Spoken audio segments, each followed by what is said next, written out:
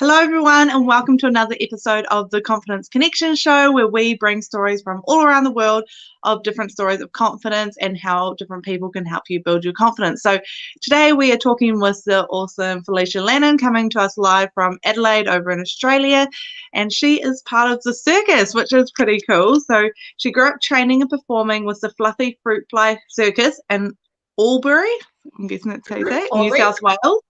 Albury, yep. While performing in Melbourne's comedy theatre, she learned about the National Institute of Circus Arts, of which she's now a graduate, which is awesome. She's a founding member and director of Wildhorse Circus and is no stranger to touring, having performed with many esteemed Australian companies as well as her own. So that's pretty awesome. So thank you for joining us. Do you want to tell us a bit more about yourself and your background and how you got to be where you are today? Yeah, of course. I was a young gymnast, as I'm sure lots of people are. They just get thrown into, an activity when they're young. And I really enjoyed the performing aspect of gymnastics, which is actually competing. But my mum was a costume designer, so she was designing costumes through her, I think, TAFE course at the time, because she's quite young as well. For the Flying Fruitfly Circus, which just happened to be in the town that I grew up in. And being a single mum, she just brought me along. I played on the equipment and they were like, we would like her in our troupe. So I auditioned and I joined the Fruitflies when I was 11, just based off a gymnastics background and just wanting to be on stage a bit more and because competing is stressful, whereas performing is fun, hilarious, obviously nerve-wracking, but I think it's more fun than competing. Yeah, no, definitely. I come from a background, I did jazz dance for 12 years, so I kind of know, and I didn't do the competitive side. Like, I got to I think we might have done one competition, but I was like, no, like exams and stuff, get out of the way, just want to be on stage and perform. So I can totally relate. So as you say, you grew up training with the circus, so tell us, what is it like actually growing up with the circus compared to what people think it's like growing up with the circus? And have you heard any interesting misconceptions about what it would be like growing up with the circus? The first myth to bust, I suppose, is that I grew up in a contemporary circus or a youth circus and not in a traditional circus, which is what people think it is. It's the traveling tent, the new town every, few weeks in living in a caravan. And I have not actually toured in a traditional circus as of yet, not ruling it out, but I haven't done it. And so I lived at home with my mum. I went to school every day, and then I also went to circus training every day. And I was really lucky. The Fruitflies is the, I believe, the leading or the largest youth circus in Australia. So they actually have a school campus and a circus school that works together, that intertwines. So only students of the circus go to that school, and we all have the same thing in common. The teachers know that our priorities are more our physical training than our academic, although we don't let that slide. But yeah, most of the questions when I was growing up at the Fruitflies were from people my own age being like, oh, do you still have to do maths? Because nobody wanted to do maths. And they thought, oh, I could do circus to get out of maths, that would be a good compromise. But no, we still did maths. Yeah. So you went to school there alongside everyone else that you were training with? Yes. So the Fruitflies goes up to year 10. And then I moved to Melbourne because this is when I found out about NICA. And so I actually did year 11 and 12 in conjunction with NICA, the National Institutes of Circus Arts, and VCAS, which is the Victorian College of the Arts Secondary School. Very long acronyms for both of them. So VCAS usually caters towards dancers and musicians who then go on to VCA or the Australian Ballet or somewhere like that. But we did it in conjunction with NICA, which was awesome. That's awesome. So you started your first circus, which was called Madhouse Circus, now the Wildhorse Circus, during your first year of university due to lack of performing opportunities. So tell us about that and the opportunity you saw and all the challenges you overcame while setting up your own circus. Mm-hmm. So NICA, other universities, I assume. I don't know, actually. I've never been to another university. But it's a 3-year course for a bachelor. And as part of that, the performance aspect, there was 1 performance per year level each year. So we're going to end up with 3 times on stage. And for me, performing once a year, especially once you get into industry, that's not how it's meant to work. It might be like that at the moment with the pandemic, but you're not meant to just perform once a year. So me and who did I have? We had like a group of 8 of us who had done NICA/BCAS. So we'd done our year 11 and 12 studies there as well. We felt very comfortable in Melbourne and at NICA. And we were all starting to turn 18. I think I actually started this company when I was 17. So it wasn't quite 18. But we decided that we had our own ideas and that we would like to perform more often. And so we built a show. There was no idea of building a company in the beginning. It was just, I think it was just 2 of us on a train had an idea for a show. And we were like, we can recruit this person to play this character and blah, blah, blah. And because it was Alice in Wonderland themed, but it was Alice in the Madhouse, which is how we got our name. So we built that show. And then when we wanted to tour it, filling out a form, being like, what's the company name? We were like, oh my God, we have formed a company. Let's just call it what we know. And it became Madhouse Circus. That's awesome. So pretty easy. Just go with the flow. Yeah. I mean, it sounds so simple to tell you this story, but it was obviously super stressful, had no idea what I was doing. Yeah. And figuring it all out while studying and trying to do your other performances as well. Yeah. So a lot going on. And, self-producing, directing, all these things that I'd never done before and never really considered. Obviously, just growing up in the circus, I was like, obviously, I'm an acrobat, I'm a performer. And then suddenly I was like, oh, there's things that go alongside this if you do your own work, if you're not hired into a company. And I have found a love for those things, thankfully. Otherwise, I think that would have been one and done with that show. Yeah. Hence why you still had to do the math at school. Yes, for budgets. Very important. Exactly. So your main production at the moment, or outside of COVID, is Boss Squad, featuring an all-female acrobatic cast, which has won awards. So congratulations on that. Thank you very much. Tell us about that and the messages you're trying to convey with your production. Boss Squad is a bit of a love letter to our teenage selves. So the whole cast grew up in a youth circus, not specifically Fruit Flies. We've got some people here from Circuits, which is in Adelaide, and then someone from Flipside in Brisbane. So there's youth circuses all across Australia, but we all share this sort of similar experience with growing up with youth circus, where often the finale trick would not be performed by a woman because the boys are pushed in a certain way to do certain specialties. So, and sort of Australian circus has this leftover, it was sort of influenced very heavily by Chinese circus because they came over and they started working in youth circuses. So there is this old idea that some specialties, some apparatuses are gendered. And so if you're a girl, you won't be pushed towards doing teeterboard, which is interesting because it's so acrobatic and we are pushed towards tumbling and doing all that sort of thing. So when I was in youth circus, I really wanted to do teeterboard and I had to fight very hard for that, and so did everybody else in the troupe. But now we're the only all-female teeterboard troupe to be performing that we know of. And so now, obviously, the finale trick is done by a female, and it makes it no lesser of an act than if it was done by a male. And so our messaging contains all those lived experiences from when we were young, those ones that we share. I, in particular, have a very special, I get to do a speech in the show, and every season I have changed what I've talked about based on what I thought was most important for me at the time. So we opened the show, the first few seasons I spoke about how I don't wish to have children, and that how much that has been questioned ever since I was a teenager, and how, that classic, like, oh, you'll change your mind or you'll meet the right man, blah, blah, blah, nonsense.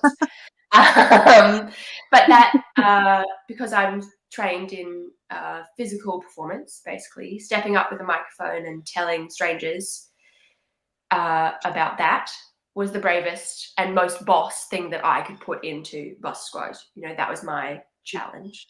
And since then, I've spoken about a diagnosis of anxiety and imposter syndrome in 2 different seasons as well.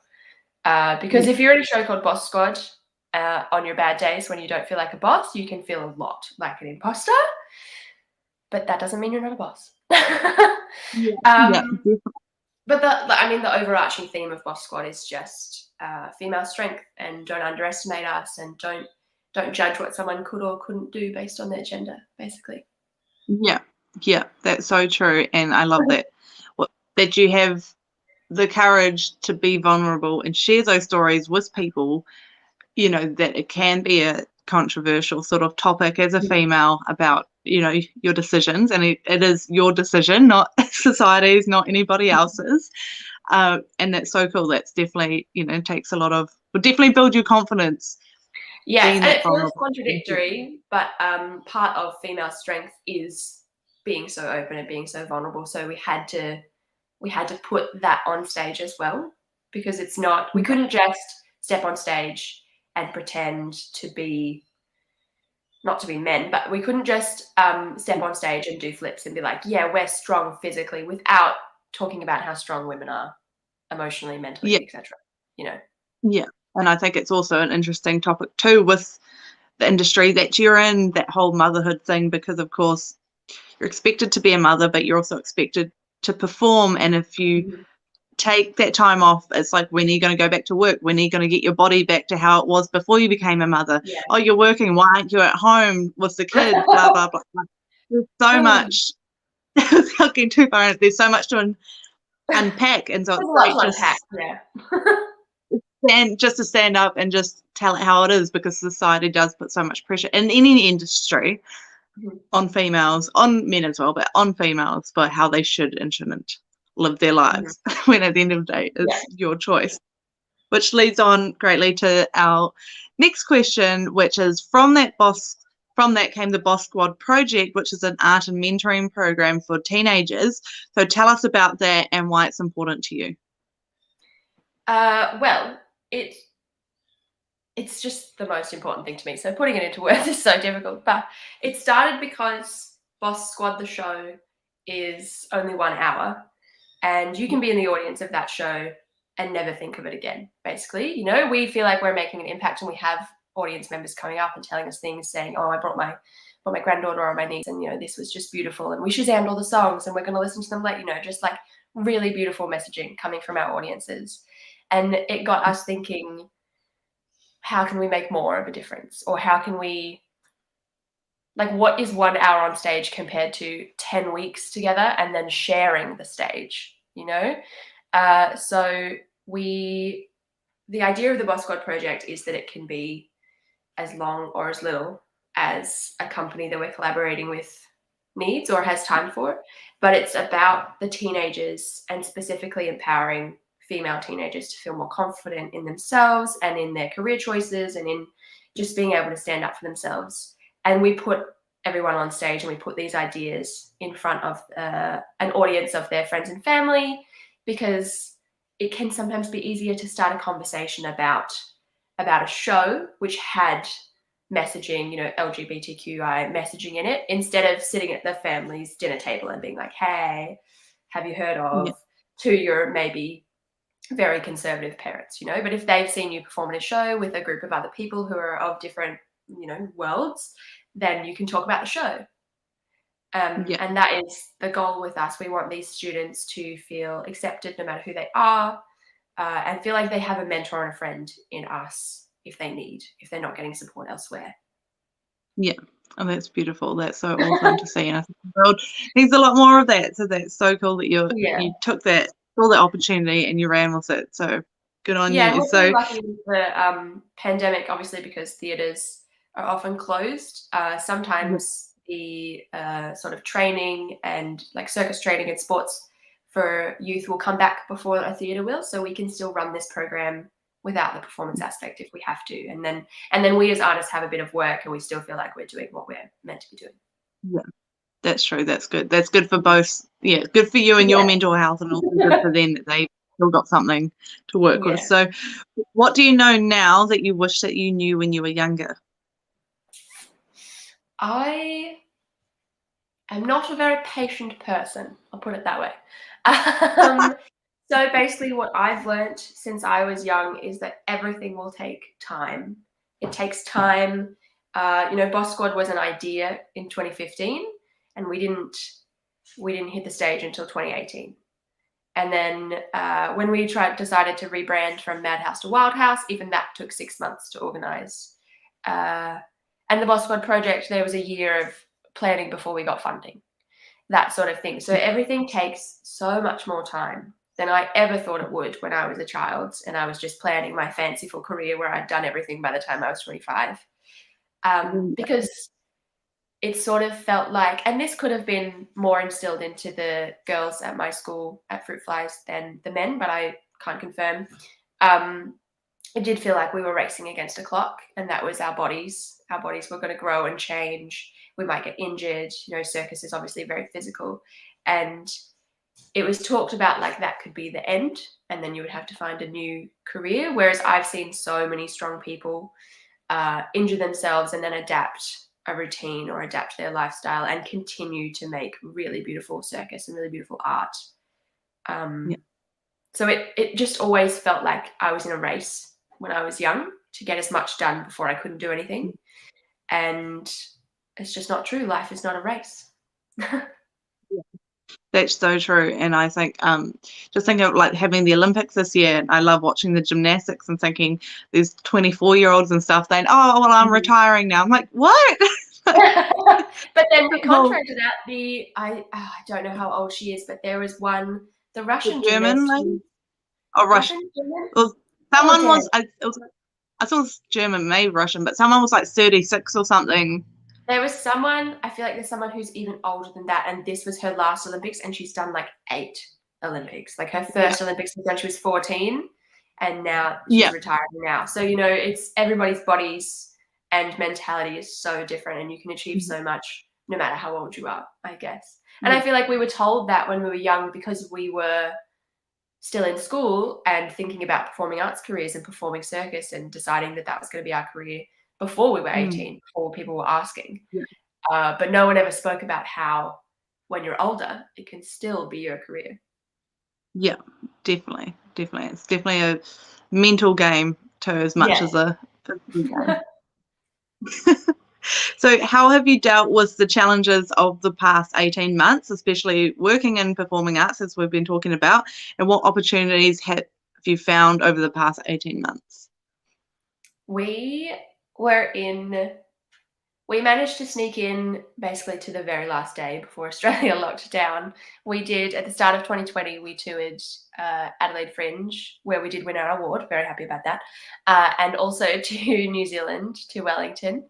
And we actually flew back into Australia maybe the day before everything locked down, which was super stressful. And obviously the pandemic was already having an effect on getting audiences to come in Wellington, because the messaging of you should probably distance yourself from people and obviously not just sit next to 60 strangers in a theatre was starting. So before things had even started to fully stop, where the performing arts industry was feeling a bit glum, a bit what's going to happen to us. And the last 18 months, we've managed to sneak in a successful Adelaide Fringe season again. So the Fringe managed to run its full 6 weeks here in Adelaide earlier this year. But every other gig that we have booked or even talked about booking has postponed indefinitely or cancelled, or all of that sort of I don't know what the right word is, I've lost it, but nothing can be certain, basically, all that uncertainty. We just had a season. We were meant to tour to Canberra with Boss Squad and Melbourne, and obviously both of those states locked down, and they are still in lockdown. And we were meant to tour a few weeks ago. And, you know, just those weeks leading up, you know, the inevitable starts chasing you, and you start.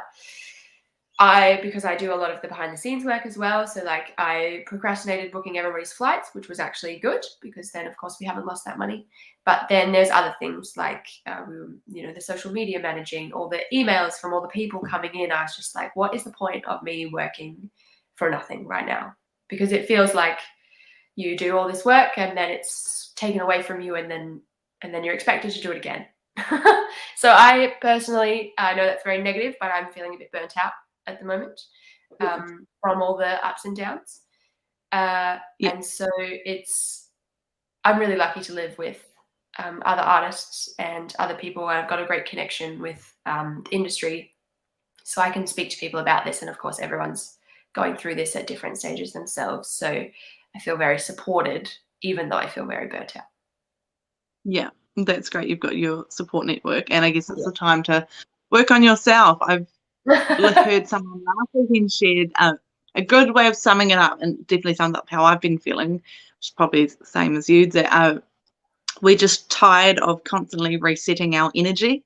It's a great way to sum up where we are now. Like, we were in crisis mode, and all our hormones, you know, all our emergency response systems went into alert, and we're like, okay, let's fight this emergency. Let's go, go, go, go, go. But that crisis emergency response system is not supposed to last 18 months. No. Everyone's systems, no matter where you are, just have been in overdrive for way too long, and it is just this resetting of energy that our bodies are like, I should not be having to fight this much. Yeah, and then the reason that I'm so burnt out at the moment is because when work comes up, so Adelaide currently not locked down, recently had you know, some arts businesses come through, and I jumped on board as part of the box office. And just while the work is here, it feels like you have to do it because it could be taken away from you any second. And so I just did too much because I was worried that I could be doing nothing at any moment, you know. So true. And that is that whole fight or flight system. Yeah, I've got to do it. So how do you help people build confidence through the work that you do? Circus can have like a million messages, you know, and obviously we've chosen as a contemporary circus to focus on female empowerment, and especially for young people, for teenagers specifically.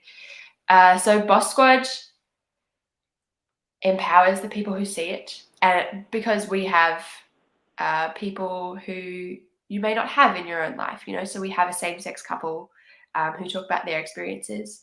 I talk about my experiences, as I said before, which could be anything. It could be about, you know, mental health, or just a female experience like not wanting children. And I think anybody in the audience who takes a punt on us and decides to come see, they're going to see a little bit of their own lives, or a total window into a life they didn't know happened, you know. So like people who, we purposefully don't use the word feminist in our marketing because I know that I'm a feminist, but there are people in this world who see that as a dirty word, and we would like them to see that our experiences are valid, you know, that sort of thing. And people, even women who don't think they're feminist, can come to the show and see that these experiences that maybe they're having are a bit more universal than they thought, you know, because we're having them too. And, you know, we've never met, and we're from a different industry, and all that sort of thing. So we hope that the way that we present ourselves on stage can inspire confidence in other people as well.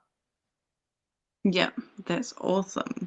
So do you have any favorite books or podcasts that you like to read or listen to around that sort of topic of empowerment? I listen to a lot of podcasts, but I also am one of those people who, if I know that I'm learning, I'll hate it.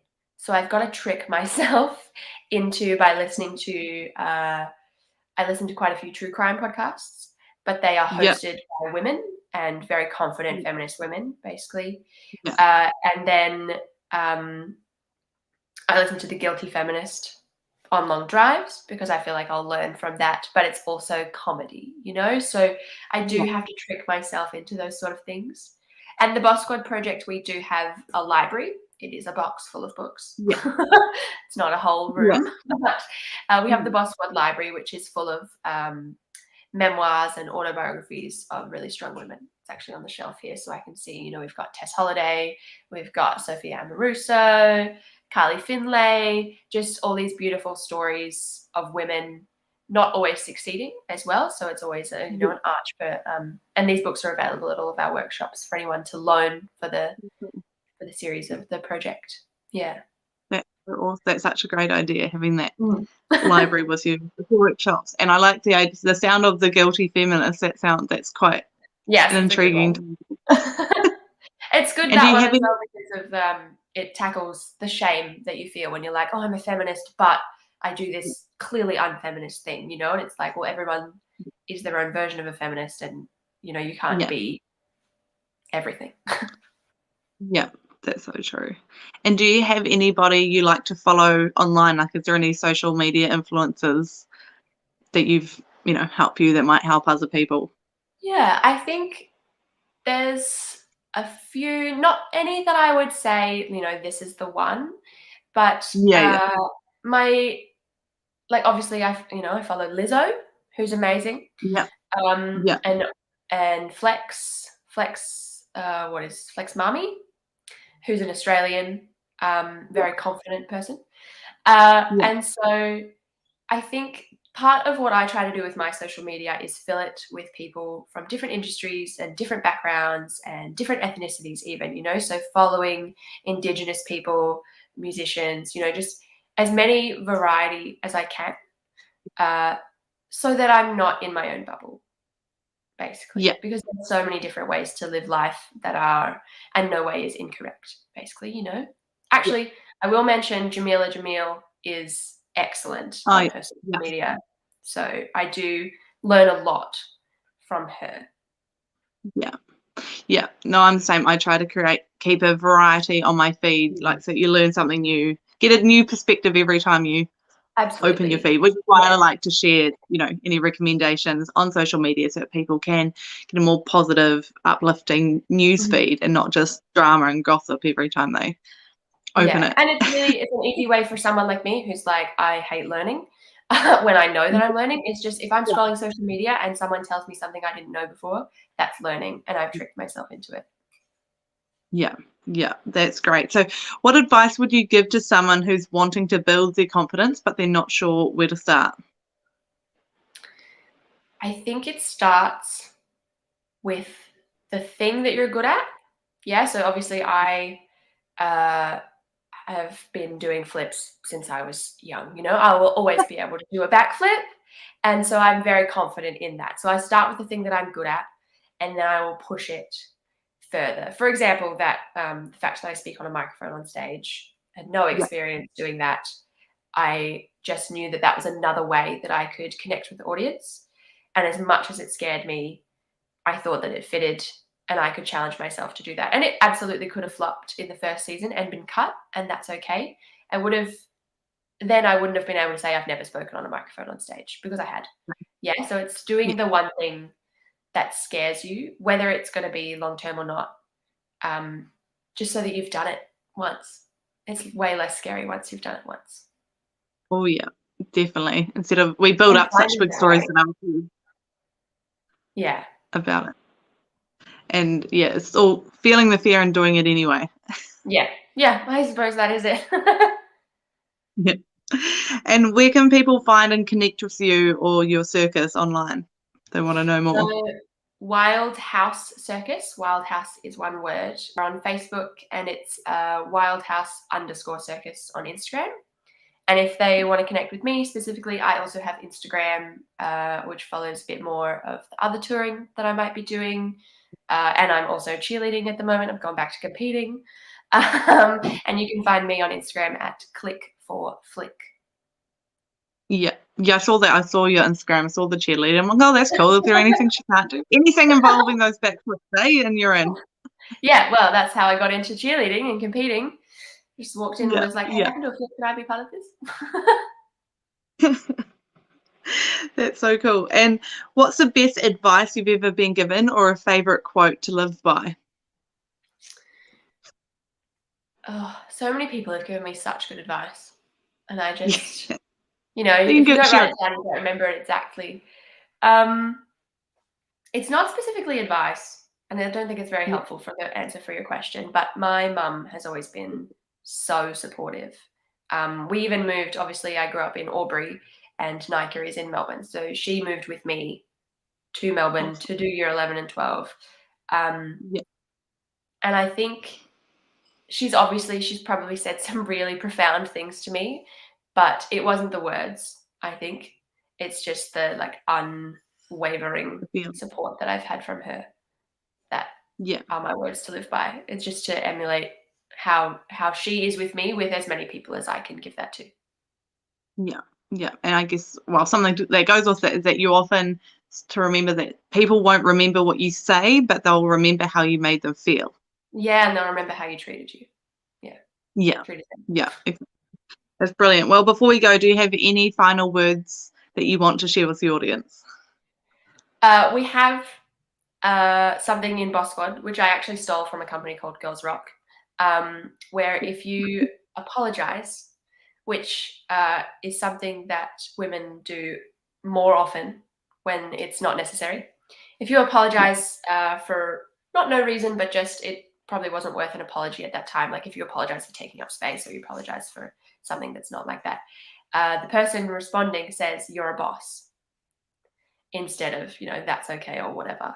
And in Girls Rock, it's you rock. And that sort of positive affirmation will start to change your behavior. So I wanted to pass that on, that if you find yourself saying sorry to anybody for taking up space, just tell yourself that you're a boss, because you are. Yeah, that's awesome. Thanks so much. That's really powerful, I think, because we do. And as soon as we start saying I'm sorry, then we're like, oh, sorry, I said that. Like, don't be sorry. And sorry. It snowballs, and you're just saying sorry for existing, and that no one should be sorry for existing. Yeah, so true. Well, thank you so much for joining us. Learnt heaps. That's been awesome having you very here. welcome. And once everything opens again, definitely let me know when you're coming back to New Zealand again, because I'd love to check it all out. I love a good show. Except for non-Wellington. I'm really up the northern end. But and thanks everyone for tuning in, and we'll see you all on the next one. So see you later, everyone.